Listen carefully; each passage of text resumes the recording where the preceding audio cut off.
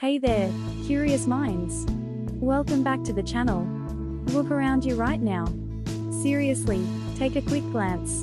You're surrounded by objects you interact with every single day. Your chair, the light switch, the humble paperclip sitting on your desk. They seem mundane, almost invisible in their familiarity. But what if I told you that these everyday items are actually frozen moments of history, each with a secret story whispering from the past? Stories of accidental discoveries, fierce rivalries, and human ingenuity that changed the world in quiet ways. Today, we're pulling back the curtain on the hidden histories of the ordinary. Strap in, because you're about to see the world around you in a whole new light. Let's start with something you've almost certainly used today, the QWERTY keyboard. Look at the top row of letters. Q, W, E, R, T, Y. Ever wondered why the letters are arranged in this seemingly random, slightly awkward order? It's not for typing speed. In fact, it's almost the opposite. We have to go back to the 1870s, to the invention of the first practical typewriter by Christopher Latham Sholes. The early models had a problem. If you typed too fast, the metal arms with the letters, called type bars, would clash and jam together. Sholes' solution was brilliant in its simplicity. He deliberately designed a layout that slowed the typist down. He placed commonly used letter pairs, like TH or SD, far apart from each other on the keyboard, forcing the fingers to travel further and reducing jams. It was a fix for a mechanical flaw. And then, a funny thing happened. The QWERTY layout became so widely adopted that when the jamming problem was solved with new technology, it was too late. We were stuck with it. A design for limitation became a global standard. Our digital world is literally built on a pattern created to hinder speed. Now, let's talk about something a bit more fizzy. The soda can tab. That little piece of aluminum you pull off and discard without a second thought. But its evolution is a story of both convenience and environmental responsibility. Originally, cans had a separate pull tab that came completely off. They were called pull tabs or pop tops, and they were a littering nightmare. People dropped them everywhere, on beaches, in parks, even swallowing them by accident. The inventor of the modern stay on tab, Daniel F. Kudzik, actually solved this with a moment of simple brilliance in 197. He designed a tab that, instead of being removed, is pushed into the can. This ecology tab or star tab eliminated a massive source of litter overnight. That little piece of engineering you flick with your finger represents a pivotal shift towards considering the full life cycle of a product. From a detached piece of trash to an integrated, safer component. Every time you open a can, you're performing a tiny ritual of environmental design history. Okay, ready for a twist?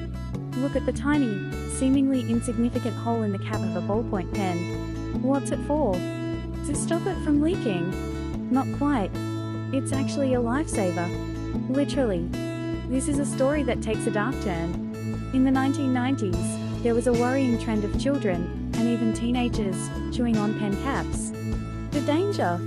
They could accidentally inhale the cap, which would then get lodged in their windpipe, causing suffocation. It was a serious and tragic hazard. That little hole, mandated by safety standards in many countries, is called a vent hole or a breather hole.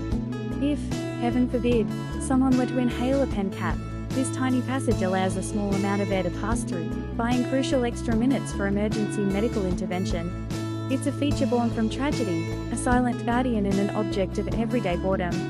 It's a reminder that even the most mundane designs are often shaped by unseen stories of risk and prevention. Let's step into your kitchen. See that checkerboard pattern on your microwave door? It's not just for looks.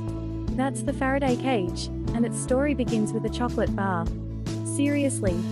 The microwave oven itself was invented by Percy Spencer in 1945, who noticed a radar set he was working on had melted a candy bar in his pocket. But the door was a later, critical innovation. The metal mesh, with its precisely sized holes, is a shield. It's designed to be exactly the right size to let visible light waves pass through so you can see your food, but small enough to block the much larger microwave radiation waves from escaping. It's a direct application of principles discovered by Michael Faraday in the 1830s.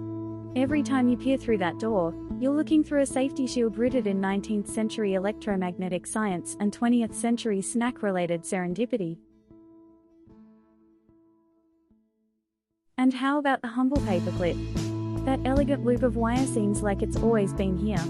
But its most common form, the gem paperclip, patented by Johan Valla in Norway, is a symbol of quiet resistance. During World War II, when Norway was occupied by Nazi forces, wearing a paperclip on your lapel became a covert sign of patriotism and unity. It symbolized binding together, a silent protest against the occupiers. The Nazis caught on and eventually banned the wearing of paperclips. So, this simple office supply became a dangerous symbol of defiance. It's a powerful reminder that ordinary objects can carry extraordinary weight, becoming icons of resilience in the face of oppression. Finally, let's end with a sound. The satisfying, double-clicking sound of a car's turn signal. That click-clack, click-clack. It's not a digital recording. In older cars, it's the sound of a tiny, ingenious electromechanical device called a thermal flasher.